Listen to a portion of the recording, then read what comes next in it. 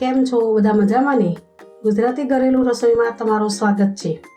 તો આજે આપણે બનાવીશું દિવાળીના તહેવારોમાં બનતી ફરસી પૂરી, જે ઘરે બનાવવી ખૂબ સરળ છે। જો તમે મારી આ રીતથી બનાવશો તો તમારી ફરસી પૂરી પણ એકદમ ક્રિસ્પી અને ખાવામાં ખૂબ સોફ્ટ રહેશે। તો આ વિડીયો છેક છેલ્લે સુધી જોજો। તો ચાલો બનાવવાનું શરૂ કરીએ। તો અહીંયા એક બાઉલમાં 400 ગ્રામ જેટલો મેદો લઈશું।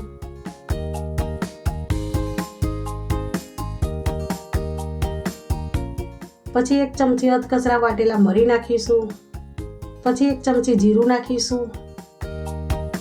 પછી સ્વાદ અનુસાર મીઠું નાખીશું।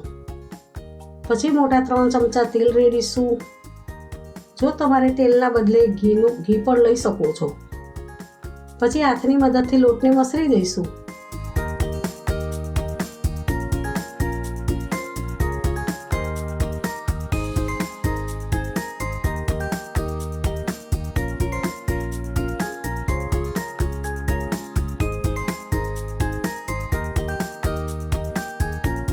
તો જુઓ, આવું મુઠ્ઠી ભર એવું મોરણ લેવાનું, જેથી કરીને આપણી ફરસી પૂરી ક્રિસ્પી બને। પછી થોડું થોડું પાણી રેડીને લોટ બાંધીશું। પૂરીનો લોટ ના કઠણ કે ના ઢીલો, એવો સરસ મીડિયમ લોટ બાંધવાનો। પછી બરોબર 5 મિનિટ સુધી મસળવાનો।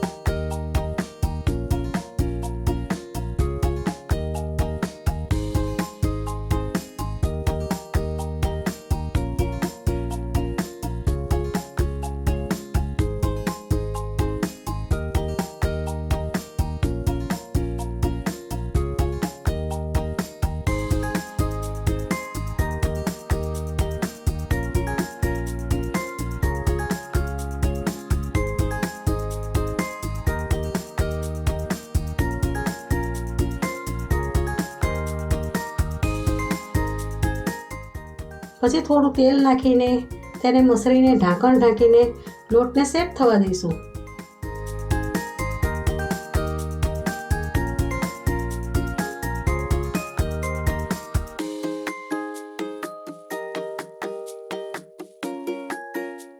હવે લોટને ચેક કરી લઈએ તો પૂરીનો લોટ બરોબર સેટ થઈ ગયો છે। તો હવે પૂરીને બરોબર એક વખત સરસ રીતે મસળી લઈશું।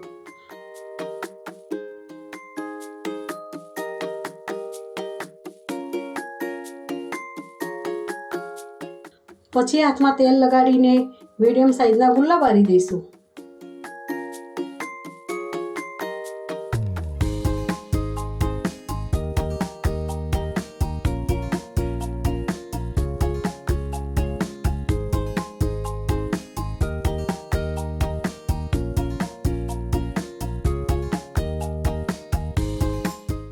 તો જુઓ, આવી રીતે બધા ગુલ્લા બનાવી દઈશું।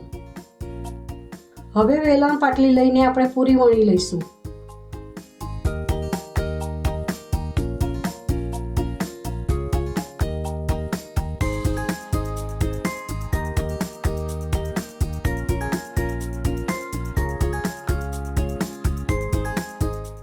ફરસી પૂરી ના પાતળી ના જાડી વણવાની, આવી જુઓ, આવી સરસ રાખવાની।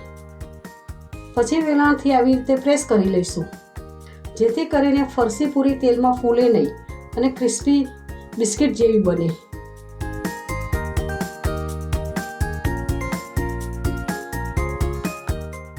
તો હવે બધી પૂરી વણીને આવી રીતે 5 મિનિટ સુધી સુકવવા દેવાની। તો જુઓ, આપણી પૂરી સુકાઈ ગઈ છે। હવે પૂરીને તળી લઈશું। હવે તેલ પણ ગરમ થઈ ગયું છે, તો કઢાઈમાં એક એક કરીને પૂરીને તળવા મૂકીશું।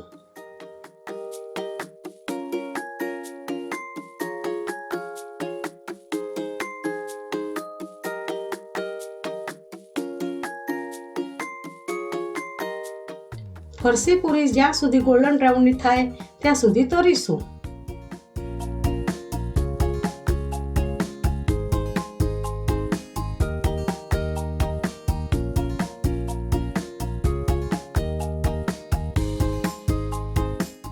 તો હવે આપણી પૂરી ગોલ્ડન બ્રાઉનની થઈ ગઈ છે. તો તેને જારાની મદદથી એક ડીશમાં કાઢી લઈશું. તો આવી રીતે બધી પૂરીઓ તળી લઈશું. તો આ ફરસી પૂરીને 10 મિનિટ સુધી ઠંડી પડવા દઈશું.